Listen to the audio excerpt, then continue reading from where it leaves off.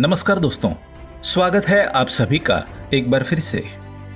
दोस्तों, अगर आप अपनी लाइफ में कुछ नया सीखना चाहते हैं तो चैनल को सब्सक्राइब जरूर करिएगा। दोस्तों, माता के कई रूप है और माँ का हर रूप ही भक्तों को सुख समृद्धि और शक्ति देने वाला है। अपने भक्त के एक छोटे से प्रयास से ही माँ तुरंत प्रसन्न होकर उसकी झोली खुशियों से भर देती है। वहीं उसकी छोटी सी भूल भी कई बार उन्हें नाराज कर जाती है। अर्थात जितनी जल्दी माँ प्रसन्न होती है उतनी ही जल्दी रुष्ट भी हो जाती है। अतः हम सभी को निरंतर प्रयास करना चाहिए कि माँ को सदैव प्रसन्न रखें। दोस्तों, हम तो ये अच्छी तरह से जानते हैं कि नवरात्रि में हमें ऐसे क्या क्या काम करने चाहिए जिससे माँ हम पर प्रसन्न हो जाए और हम पर कृपा करके हमें मनचाहा फल प्रदान करें, जो हम करते ही हैं। पर क्या हम ये जानते हैं कि हमारी किन गलतियों से माँ नाराज हो सकती है और हमें उनके क्रोध का सामना करना पड़ सकता है? तो आज के हमारे इस वीडियो में हम बड़े ही सटीक, आसान और सरल शब्दों में आपको बताने जा रहे हैं कि नवरात्र में वो क्या काम है जो हमें बिल्कुल भी नहीं करने चाहिए।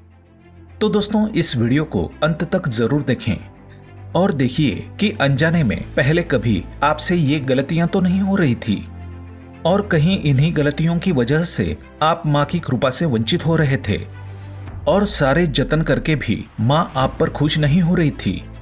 तो चलिए जल्दी से शुरू करते हैं आज का हमारा ये वीडियो, ताकि आप भी इन गलतियों को करने से बचें और माँ की कृपा के पात्र बने। लेकिन दोस्तों, उससे पहले आपसे रिक्वेस्ट करते हैं कि वीडियो को लाइक जरूर करिएगा, दोस्तों को शेयर कर दीजिएगा और अगर आपने अभी तक चैनल को सब्सक्राइब नहीं किया है तो चैनल को सब्सक्राइब करके बेल आइकन जरूर दबाइएगा। दोस्तों, सबसे पहली और महत्वपूर्ण बात तो ये है कि माँ आपको व्रत या पूजा पाठ करने पर मजबूर नहीं करती, परंतु यदि आप कर ही रहे हो तो अपनी संपूर्ण श्रद्धा, भक्ति और विश्वास से करें। माँ की आराधना करते समय मन में किसी भी प्रकार की शंका या दुर्भावना बिल्कुल भी ना करें, क्योंकि जिस मन में शंका या दुर्भावना होती है वो मन शांत नहीं हो सकता और अशांत मन से पूजा पाठ करने में कोई भी तुक नहीं है। मन में माँ के प्रति हमेशा सम्मान की भावना रखें। दूसरी बात, नवरात्रि में किसी भी प्रकार के अपशब्दों का प्रयोग अथवा गाली गलौज, झूठ, चुगली, बुराई इत्यादि बुरी बातों को मुंह से निकालने से बचना चाहिए, क्योंकि जिस मुख से हम माता का पवित्र नाम स्मरण, मंत्र जाप और आरती इत्यादि करते हैं उस मुख से निकलने वाले शब्द भी पवित्र होने चाहिए। तीसरी बात, नवरात्रि में हर तरह के मांस और तामसी आहार तथा शराब और तंबाकू आदि का सेवन कतई नहीं करना चाहिए, क्योंकि इससे मनुष्य का अपने मन और मस्तिष्क पर नियंत्रण नहीं होता है। तामसी आहार शरीर में उष्णता का निर्माण करता है, जिसका प्रभाव सीधा हमारे हृदय पर पड़ता है, और शराब, तंबाकू इत्यादि के क्या दुष्प्रभाव हमारे शरीर पर होते हैं इनसे हम भलीभांति परिचित है। इसलिए जहाँ तक संभव हो सात्विक भोजन का ही सेवन करें, खासकर खट्टी चीजें खाने से परहेज करें।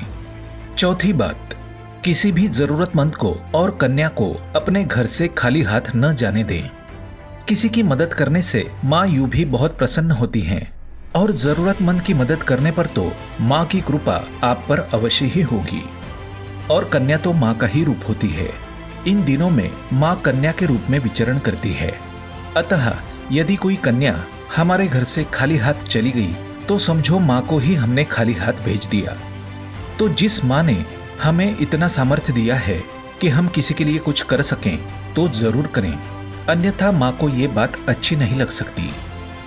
पांचवी बात, इन दिनों में बाल ना कटवाएं, दाढ़ी ना बनाएं और नाखून नहीं काटें, क्योंकि बाल और नाखून को बढ़ने में हमारे शरीर की ऊर्जा का प्रयोग होता है और इस समय उपवास आदि करने वाले लोगों को शक्ति की बहुत आवश्यकता होती है। छठी बात, चमड़े की वस्तुओं जैसे बेल्ट, पर्स इत्यादि के उपयोग से बचें, क्योंकि इसे पशुओं को मारकर बनाया जाता है, जो माँ को कभी भी अच्छा नहीं लगेगा। सातवीं बात, कलश या अखंड दीपक को यदि घर में रखा है तो उसे छोड़कर घर को बंद करके जाना नहीं चाहिए। कलश जो हमारी आस्था का और माँ के सम्मान का प्रतीक है, यदि किसी घरेलू जानवर के धक्के से गिर जाएं तो ये हमारे लिए बड़ी मुसीबत बन सकता है। वहां पर माँ विराजमान होती है और जलता हुआ दीपक गिर जाए तो घर में आग लगकर अनचाही दुर्घटना भी हो सकती है, क्योंकि दिए को बुझने से बचाने के लिए हम इसमें ज्यादा तेल डालते रहते हैं।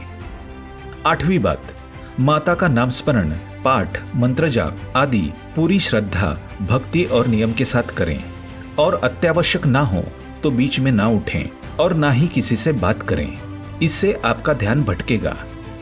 9वीं बात, दिन में ना सोएं, क्योंकि श्री विष्णु पुराण के अनुसार नवरात्रि के समय दिन में सोना वर्जित है। इसके पीछे की रोचक कथा हम किसी और वीडियो में सुनेंगे। 10वीं बात, मासिक धर्म के समय मंदिर इत्यादि में जाने से बचें, क्योंकि कई और भी बातें हैं जो नवरात्रि के समय ध्यान में रखनी चाहिए, परंतु यदि उपरोक्त सभी बातों का भी ध्यान रखा जाए तो माँ हम पर अवश्य ही प्रसन्न होंगी, क्योंकि नवरात्रि शक्ति और भक्ति का पर्व है। हम आपसे एक निवेदन करना चाहेंगे। दोस्तों, संपूर्ण स्त्री जाति में ही माता का अंश है, इसलिए कृपया आप सभी माताओं और बहनों का सम्मान और आदर करें। आशा करता हूँ कि आप सभी इन बातों को ध्यान में रखते हुए नवरात्रि का त्योहार मनाएंगे और ढेरों खुशियां पाएंगे। आज के लिए बस इतना ही। दोस्तों, अगर आपको ये वीडियो पसंद आया है तो वीडियो को लाइक करिएगा, दोस्तों को शेयर जरूर करिएगा और चैनल को सब्सक्राइब करके बेल आइकन जरूर दबाइएगा, ताकि आने वाला नॉलेजेबल वीडियो आपको सबसे पहले मिले। दोस्तों, मिलते हैं अगले वीडियो में। तब तक के लिए goodbye and thanks for watching my video.